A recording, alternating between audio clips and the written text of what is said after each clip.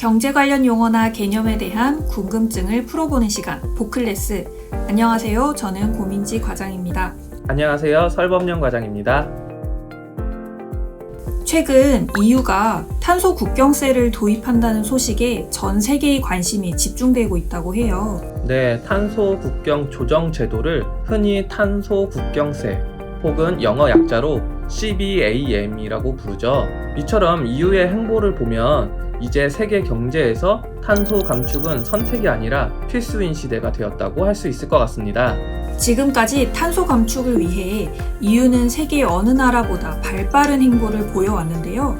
오늘 보클래스에서는 EU가 탄소 국경세를 도입하게 된 배경과 그 구체적인 내용, 그리고 그 이후 어떤 변화가 있을지 차근차근 짚어보는 시간을 가져볼까 합니다.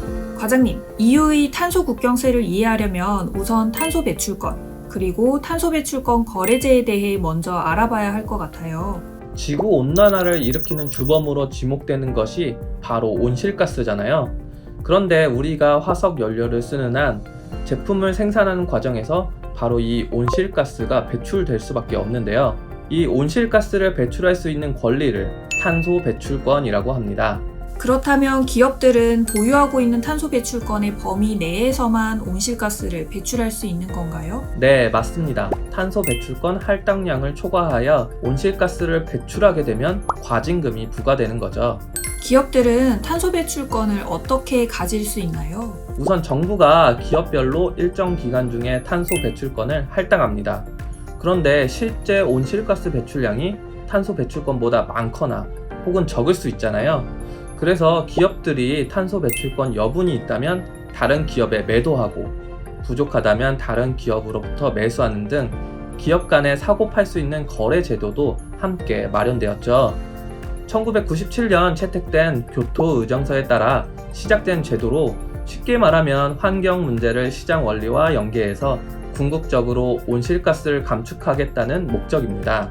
기후변화에 적극적으로 대응하겠다는 의도는 참 좋지만 국가마다 경제 여건도 다르고 환경 문제에 대한 인식 수준도 다 다를 텐데 실제로 탄소 배출권 제도는 각 나라에서 어떻게 운영되고 있나요? 당시 교토 의정서에서는 탄소 배출권에 대한 근거를 마련한 것이지 강제성을 띈 것은 아니었어요. 세계 최초로 법적 근거를 마련하고 탄소 배출권 거래제를 처음 시행한 것은 2005년 EU였고요. ETS라고 부릅니다. 우리나라에도 이런 제도가 있나요? 네, 우리나라도 비슷합니다. 정부가 탄소 전체 배출 허용 총량, 이걸 캡이라고 부르는데요. 캡은 우리나라의 탄소 중립 목표를 고려하여 설정하고 있고요. 캡이 설정되면 기업들은 그 범위 내에서 배출권을 할당받고 있습니다. 그리고 남거나 모자라는 것은 시장에서 거래하는 방식이죠. 우리나라는 2015년 1월에 탄소 배출권 거래소를 처음 개설했는데 아시아 국가로는 최초입니다. 탄소 배출권을 거래소에서 사고 팔 수 있다고 하셨는데 그 가격은 일정한가요? 아니면 국가마다 다른가요? 각국의 거래소에서 수요와 공급에 따라 거래가 이루어지기 때문에 국가별로 가격은 제각각입니다. 보통 중국은 톤당 1만원대, 우리나라는 톤당 2에서 4만원 정도에서 거래되는 반면 EU는 80유로 수준, 그러니까 한화로 약 10만원이 넘는 수준이에요. 그런데 최근 EU의 탄소 배출권 가격이 100유로 수준이 될 것이라는 전망도 나오고 있는데요. 이렇게 되면 우리나라에 비해 최대 7배 수준이 된다는 얘기겠죠. 제가 만약 EU 영내에 있는 기업이라면 반발이 좀 생길 것 같아요. 다른 지역과 같은 양의 탄소를 배출하는데 더 많은 비용이 드는 셈인데 그러면 결국 제품의 가격을 올릴 수밖에 없고 그렇게 되면 글로벌 시장의 가격 경쟁력에서 손해를 볼 수밖에 없으니까요.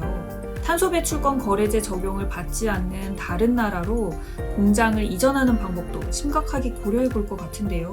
네, 실제로 그랬습니다. 물론 EU 영내 기업들의 불만을 해소하기 위해서 무상 할당 제도로 일정 수준까지 배출권 구매 의무를 경감해 준다고는 하지만 탄소 비용의 차이로 인해 무역 불평등 구조가 발생할 수밖에 없죠. 그래서 사실 몇 년 전부터 EU는 계속 탄소 국경세를 도입하는 데 대한 논의가 있어 왔습니다.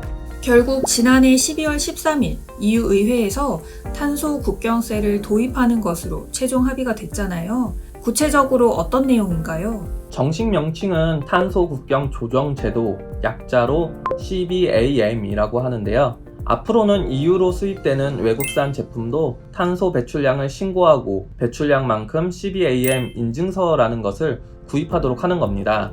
이 CBAM 인증서의 가격은 EU의 탄소 배출권 가격에 연동되고 있고요. 만약 자국에서 탄소 배출권에 따른 비용을 이미 지불했다면 그만큼은 면제가 됩니다. 결국 외국 기업들에게도 온실가스 배출에 따른 비용을 EU 기업의 수준만큼 지불하도록 하는 거죠. 예를 들어 우리나라에서 생산한 철강을 유럽에 수출하려면 EU의 현재 탄소 배출권 가격과 국내 배출권 가격의 차액을 지불하게 되겠네요. EU 가격이 톤당 10만 원이고 우리나라 가격이 톤당 2만 원이면 톤당 8만 원을 더 내라는 거죠. 다른 나라의 제품을 수출할 때 내는 관세 같은 거네요. 네, 맞습니다. 사실상 환경 규제가 미비한 국가에 대해 관세를 부과하는 거죠. 그럼 유럽에 수출하는 우리 제품 전부 다 올해부터 바로 CBAM에 적용을 받게 되는 건가요? 그렇지는 않습니다.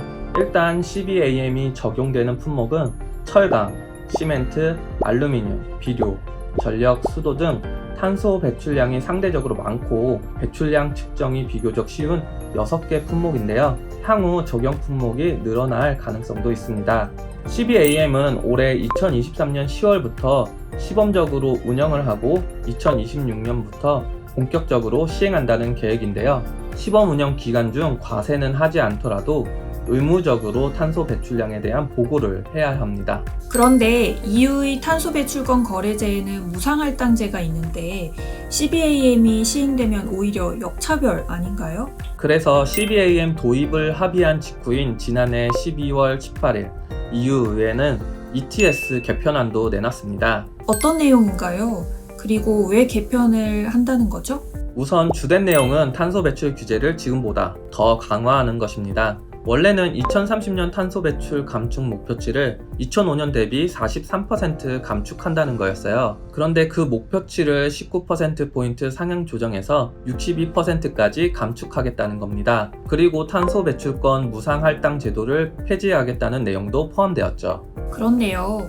지금까지는 글로벌 가격 경쟁력에서 밀릴까봐 영내 기업들을 보호하는 차원에서 무상할당제를 해왔는데 이제 수입품에 유로 지역만큼의 규제를 적용하게 되면 더 이상 무상할당제를 유지할 명분이 없어지죠. 네, 결국 그전에는 다른 나라 기업들이 EU 기업들만큼 탄소 배출권에 대한 비용을 안 내니까 EU 기업들도 좀 덜 내게 해줄 수밖에 없었던 상황이라고 하면 이제는 다른 나라 기업들도 비용을 다 내니까 EU 기업 당신들도 다 내시오 이렇게 당당하게 요구할 수 있게 된 거죠. 그렇다면 EU 기업 입장에서는 지금 당장 무상할당제가 없어지면 타격이 좀 크지 않을까요? 네, 그래서 2026년부터 무상할당제를 단계적으로 감축하고 2034년까지 완전 폐지한다는 계획입니다. 다른 나라의 반응은 어떤가요? 아무래도 친환경 제조 기술력이 높은 선진국 중 하나인 EU가 개발도상국을 상대로 또 다른 무역 장벽을 세우는 것이라는 비판을 피할 수가 없겠죠. CBAM 시범 운영 기간에도 탄소 배출량을 신고해야 되는데 사실 탄소 배출 측정 시스템조차 갖추지 못한 나라들이 많거든요. 그래서 일부 개발도상국들이 국가별로 CBAM 도입을 앞두고 EU와 이미 협상에 나섰다는 얘기도 들려오고 있습니다. 개발도상국뿐만 아니라 우리나라에도 CBAM이 미치는 영향이 클 것 같아요. 일단 우리나라도 EU 국가들에 비하면 탄소 배출량이 상당히 많지 않나요? GDP 대비 이산화탄소 배출량을 탄소 집약도라고 하는데요. 우리나라는 선진국에 비해 탄소 집약도가 상대적으로 높은 편입니다. 왜냐하면 에너지 구조 측면에서 우리나라는 아직 화석연료 의존도가 높고 그에 반해 재생에너지 비중은 낮은 편이고요. 또 제조업 수출 기반의 경제 구조로 전체 산업에서 제조업이 차지하는 비중이 높은 편이기 때문입니다. 그러면 유럽에 수출하는 물량도 만만치 않을 텐데 CBAM으로 인한 충격이 좀 클 것 같아요. 일단 우리나라의 대유럽 수출 규모는 2021년 기준 894억 달러로 전체 수출의 13.9% 수준입니다. 적지 않은 규모죠. 그중 CBAM이 적용되는 품목별로 살펴보면 2021년 기준으로 철강 수출액이 43억 달러 정도로 가장 많아서 타격이 가장 클 것으로 예상되는 가운데 그 다음으로는 알루미늄, 시멘트, 비료 순입니다. 국제 기후변화 싱크탱크인 E3G에서는 CBAM 시행으로 우리나라가 부담해야 할 금액이 2026년에는 9,600만 유로, 우리 돈으로 약 1,323억 원에서 2035년에는 3억 4,200만 유로, 우리 돈 4,712억 원으로 늘어날 것이라고 추산하기도 했죠. 우리나라도 지금까지 탄소 배출 감축을 위해 많은 노력을 기울여 왔다고 알고 있는데요. 네, 그렇습니다. 우리나라는 2021년 탄소 중립 기본법을 제정해 저탄소 경제로의 전환을 적극 추진하고 있습니다. 정부는 동법의 시행령을 통해 2050년 탄소 중립을 달성하기 위해 2030년까지 온실가스 감축 목표를 2018년 배출량 대비 기존 26.3%에서 40.0% 감축하는 것으로 상향 조정했습니다. 연평균 감축률로 보면 기존에 매년 온실가스를 2.51% 감축하려고 하던 것에서 4.17% 감축으로 목표를 높인 것입니다. 또한 배출권 거래제 강화도 추진하였습니다. 글로벌 기후변화 대응 정책이 더욱 강화되고 있는 데다 특히 CBAM의 도입의 경우 EU 국가의 제품을 수출하는 우리 기업들에게 더욱 부담이 될 수밖에 없을 것 같은데요. 우리 기업이나 정부에는 지금 어떤 노력이 필요할까요? 우리 기업들도 선제적으로 온실가스를 줄이기 위한 투자를 확대할 필요가 있고요. 정부도 현재 운영 중인 기후대응기금의 적정 규모나 지원 계획 등을 다시 한번 점검하고 배출권 거래제 강화에 따른 부정적 영향에 대한 면밀한 대비가 필요하다고 봅니다. 저탄소 경제로의 전환은 분명 시간과 비용이 들겠지만 우리가 반드시 넘어야 할 산이 아닌가 하는 생각이 드네요. 오늘은 탄소 배출을 감축하기 위한 여러 대책들 가운데 특히 EU의 CBAM 도입을 중심으로 벌어지는 다양한 변화들을 자세히 알아봤는데요. 보클래스는 다음 시간에도 경제를 이해하는 데 도움이 되는 경제 용어와 개념을 가지고 다시 찾아오겠습니다. 시청해주셔서 감사합니다.